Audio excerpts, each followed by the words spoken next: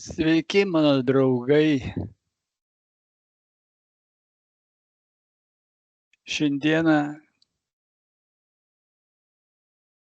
kaip ir žadėjau pavadinime, jūs išgirsite tai, ko niekur niekados daugiau neišgirsite.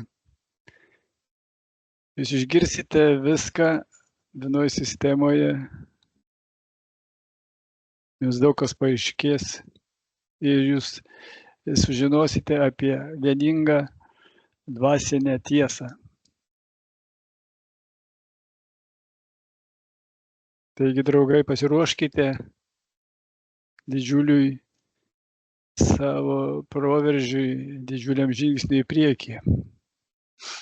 Nuo ko pradėsiu? Dažnai rašiau anksčiau, aš tai, jūs matote, va, yra tokia, kaip sakyti, va, Hawkinso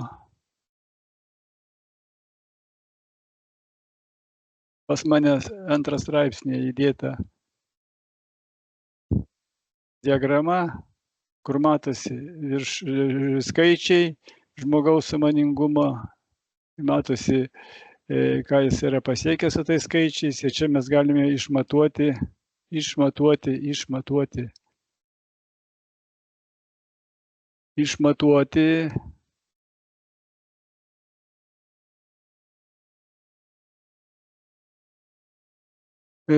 labai daug. Truputį bandysiu aš jums padėti pamatyti tai arčiau. Tam reikia man truputį laiko. Taigi, va, kodėl aš grįžau prie Hawkinso šitos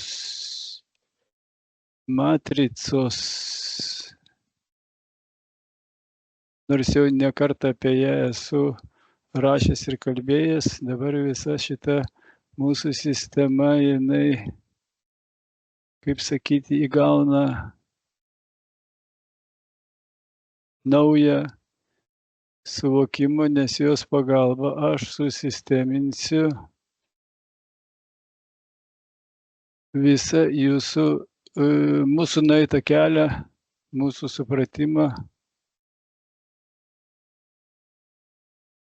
Ir jums daug kas paaiškės šitos diagramos pagalba.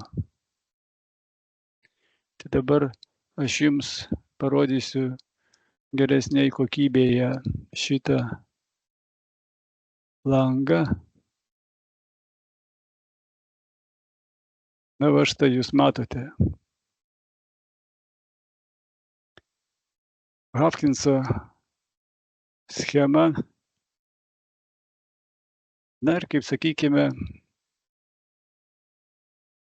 vienoje pusėje mes matome tokį kaip ir skaičių seką. Kiekviena čia yra vibracijos, dvasinės vibracijos rodiklis. Nu, galima vadinti kaip norime, ten, jeigu hercai, tai dar būtų ausim suprantama, bet tai skaitykime vibracijos vienetas dvasinis ir kiekvienas dvasinis vienetas atitinka savo emociją, žmogaus būseną, dominuojančią būseną.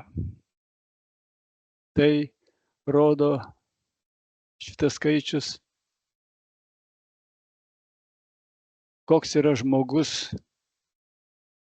Mes turime visas šitas emocijas savyje, bet viena dominuojanti apsprendžia mūsų šitą skaičių. Ir kaip matome žemiau, va čia, kur rodo susitraukusi mūsų sąmonė, kai ten yra baimė, pyktis ir visa kita, mūsų sąmonė susitraukusi.